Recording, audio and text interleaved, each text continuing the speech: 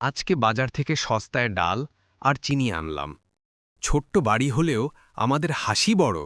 সারাদিন পরিশ্রম করি, তবু যখন সন্ধ্যায় ঘরে ফিরে তোমাদের মুখ দেখি, তখন মনে হয় আমি পৃথিবীর সবচেয়ে ধনী মানুষ। রামু, ঠিকই বলেছ। আমাদের এই কুঁড়ে ঘরটা যত ছোটই হোক, এখানে আছে ভালোবাসা। তুমি মাঠে কাজ করো, আমি ছোটখাটো সেলাই করি, আর মোহন পড়াশোনা করে। আমরা তিনজন একসাথে বসে যখন গান গাই বা গল্প করি, তখন চারপাশ অন্ধকার হলেও মনে হয় আলোয় ভরে গেছে। মা, আজ স্কুল শেষে আমি মাঠে ঘুড়ি ওড়ালাম। আমার ঘুড়ি আকাশে যত ওপরে উঠছিল, মনে হচ্ছিল আমাদের স্বপ্ন তত ওপরে উঠছে। সবাই বলছিল আমি ভালো খেলি, ভালো পড়ি। আমি গরিব হলেও আমার স্বপ্ন অনেক বড়। আমি একদিন বড় হয়ে তোমাদের সব কষ্ট দূর করব। তুই পড়াশোনায় মন দে ছেলে। আমরা ধনী না হলেও তোর জ্ঞানই একদিন আমাদের সবচেয়ে বড় সম্পদ হবে। তুই যদি সৎ আর পরিশ্রমী মানুষ হতে পারিস, তাহলেই আমি খুশি। হ্যাঁ রে মোহন, আমি তোকে দেখে গর্ব করি। তোর হাতে বই থাকলে আমার মনে হয় এই বইই আমাদের আগামীর আলো।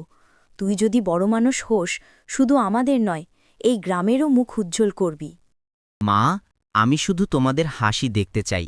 আজকে ঘুড়ি জেতার পর আমি বন্ধুদের বলেছিলাম আমার আসল শক্তি আমার মা বাবার ভালোবাসা। শোনো সীতা, তুই আমার সঙ্গে কত কষ্ট সহ্য করেছিস, তবু কখনো মুখ বাঁকাসনি। আজ আমাদের ছেলে এত সুন্দর কথা বলে, মনে হয় আমাদের জীবনের প্রতিটি পরিশ্রম সার্থক। জীবনটা ছোট হলেও আমরা একে অপরের পাশে আছি। আমরা একসাথে বসে গান গাই, গল্প করি, হাসি। এই হাসিই তো আমাদের প্রকৃত ধন। আমাদের বড় বাড়ি নেই, দামি পোশাক নেই, কিন্তু আছে স্বপ্ন, আছে ভালোবাসা, আছে একতা। আমি জানি একদিন আমাদের ছোট ছোট সুখই আমাদের বড় শক্তি হবে। রাতের আকাশে তারা জ্বলজ্বল করছিল।